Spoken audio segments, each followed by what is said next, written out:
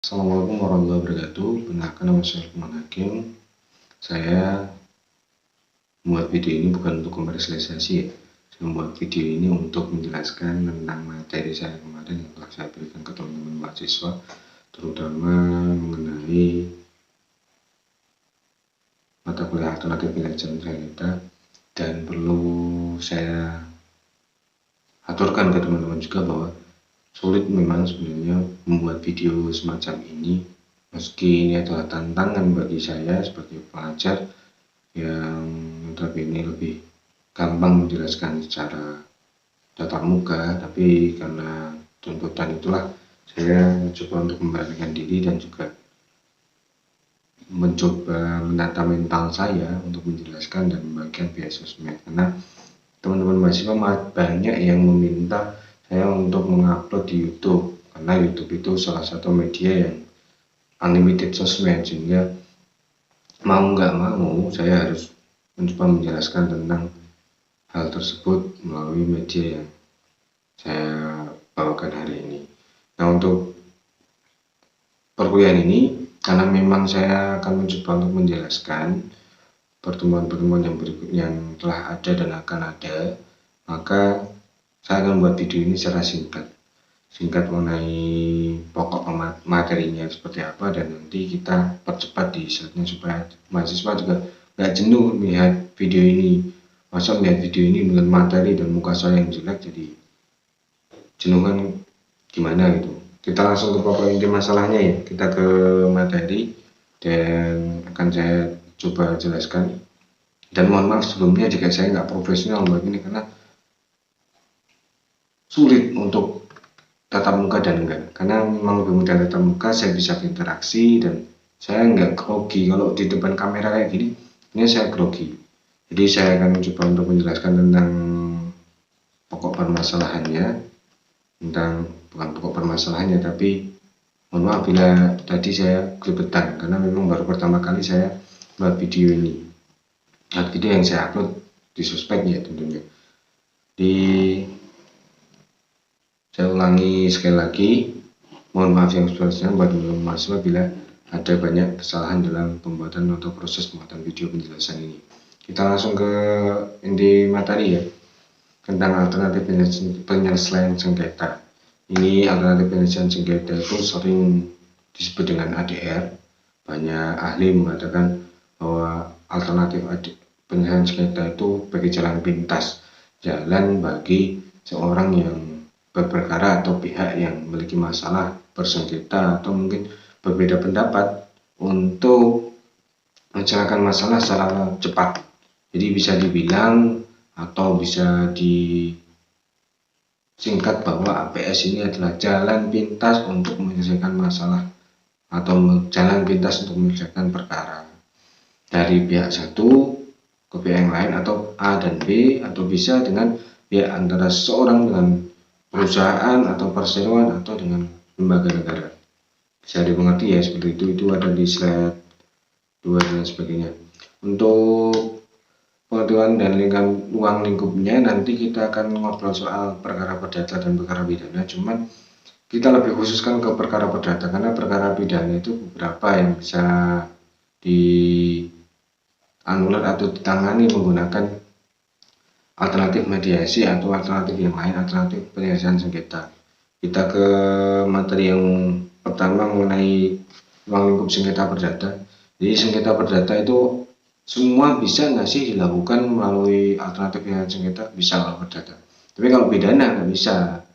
Pidana itu tertentu. Itu teman-teman bisa buka di slide 5 bahwa pidana itu yang bisa di alternatif penyelesaian sengketa atau alternatif penyelesaian perkara itu di anak. Jadi pidana anak, KDRT, hak cipta sama hak paten.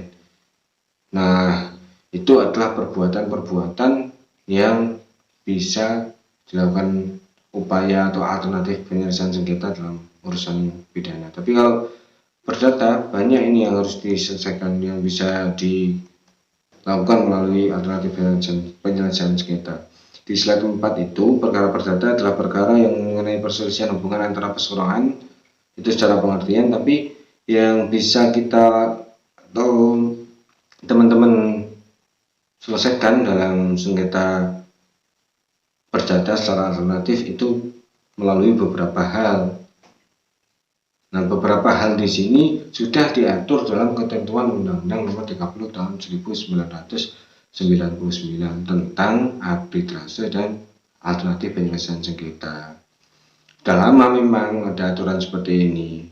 Nah, itu ada penyelesaian sengketa alternatifnya itu melalui apa saja sih di Indonesia. Kalau sebenarnya yang diatur di Indonesia, satu, melalui konsultasi, kemudian negosiasi, mediasi, dan konsiliasi atau penilaian ahli. Kalau dalam pasal 1 angka 10 Undang-Undang Nomor 30 Tahun 1999 dijelaskan di situ bahwa alternatif penyelesaian sengketa adalah lembaga penyelesaian sengketa atau beda pendapat. Jadi bukan hanya penyelesaian sengketa, tapi beda pendapat juga termuat di sini loh. Artinya beda pendapat itu secara alternatif bisa dilakukan konsultasi, negosiasi, mediasi, dan juga penilaian ahli. Nah, dari situ teman-teman bisa menggarisbawahi bahwa ada penyelesaian sengketa itu tidak hanya antara perkara-perkara yang sifatnya seperti perkara sulit gitu, enggak, tapi beda pendapat saja melalui prosedur ini bisa. Nah, contohnya ini contoh. Ada PKPU, kemudian sengketa pilkada atau perselisihan pilkada ini bisa silakan melalui alternatif penyelesaian sengketa. Nah, pendapat melalui prosedur yang disepakati para pihak. Ada ketentuan ini yang disepakati para pihak. Artinya sesuai dengan slide yang saya berikan kemarin bahwa pihak-pihak dalam penyelesaian sengketa alternatif di sini itu tidak bisa dipaksa.